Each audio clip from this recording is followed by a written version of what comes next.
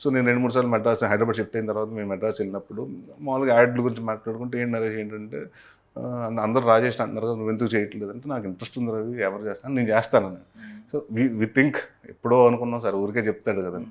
So సడన్గా one day get a call అంటే నేను అల్లరి కూడా which was like 24th Jan 2022లో రిలీజ్ స్టార్ట్ అయింది షూటింగ్ స్టార్ట్ అయింది.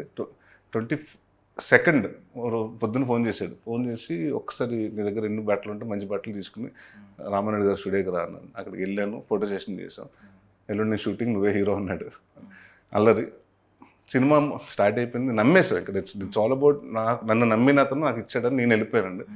3వ రోజు 4వ రోజున ఎక్కడో ఒక షూటింగ్ చేస్తుంటే నాకు బాగా గుర్తుంది. మనం తారక పచ్చ అక్కడ క్యాన్సర్ హాస్పిటల్ చూసారు ఆ రోడ్డు పక్కన జాగింగ్ సీక్వెన్స్ అది చేస్తున్నాం. అక్కడ కూర్చోబెట్టి నివాస్ గారు నాకు కథ చెప్పారు. అసలు అల్లరి సినిమా కథ ఏంటి కథ తెలియకుండా చేయటం మొదలుపెట్టాను.